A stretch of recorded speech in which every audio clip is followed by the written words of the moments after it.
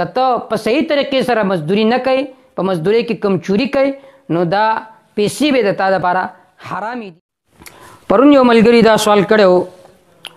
عرب اماراتو کې اوسېږي، هغه سوال دا چې آیا دلته ډېر کسان داسې دي چې هغه مزدوري کوي، نو آیا دوی دپاره مزدوري کول د ښځې د اجازت نه بغیر جایز ده که نه؟ د دې جواب دا دی چې د ښځې حقوق هم پوره کول دا لازمي دي، لیکن د ښځې د اجازت د بغیر هم مزدوري کول، بهر سفر کول 4 میاشتو پورې د دې جواز شته، د دې رخصت شته. د 4 میاشتو نه اضافي مزدوري چې څوک کوي بهر ممالکو کې، که هغه 4 کاله که هغه 3 کاله که هغه 1 کال وي، دا جایز ده که نه؟ نو په دې کې که چېرته د ښځې اجازت موجود وي، ښځه ول اجازت ورکړي چې زه خپل نفس چې دی هغه قابو کولی شم، نو په دې صورت کې بیا هغه دپاره د مزدوري جایز ده. او که هغه وله اجازت نه ورکوي نو بیا په دې صورت کې د دپاره د مزدوري جایز نه ده، الا دا چې خپل د ښځې نه اجازت واخلي. دغه مزدورۍ متعلق یو کس دا هم سوال کړی دی چې زه بهر ممالکو کې اوسېږم او په ما باندې د شهوت غلبه وي، دلته داسې ویکسین میلاویږي، داسې ګولۍ میلاویږي چې هغه انسان اخري، نو د هغې د وجې نه د انسان شهوت مغلوب کېږي، ختم کېږي.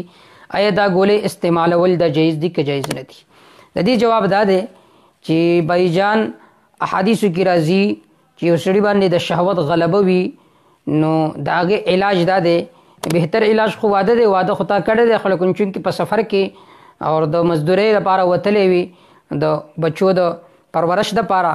لہذا د هغې علاج نبوي دا دی چې انسان د رجوع اهتمام وکړي، چې کله د رجوع اهتمام ته وکړي نو انشاءالله ستا په شهوت کې به کمزورتیا راشي. دا نه چې یو روژه ته ونیوي 2 روژې، بلکې کثرت سره چې ته انشاءالله روژې ونیوي،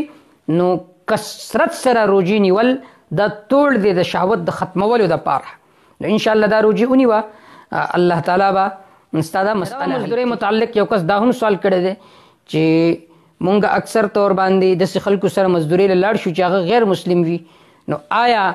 د دې وجې نه چې هغه مسلمان نه دی هغه مونږ له دیاړي پوره راکوي، لیکن بیا هم مونږ په ډیپټۍ کې کوتاهي کوو، کمچوري کوو، دا موږ دپاره جایز ده که نه؟ جواب دا دی چې دا بالکل جایز نه ده، بلکې که هغه مسلم دی که غیر مسلم دی، خو چې کله ته د هغه اجیر و مزدور شوي، تا له پکار دی چې ته صحیح طریقې سره د هغه مزدوري وکړي او بیا خپله تنخواه والې. که ته په صحیح طریقې سره مزدوري نه کوي، په مزدورۍ کې کمچوري کوي، نو دا پیسې به د تا دپاره حرامې دي. والله تعالی اعلم بالصواب.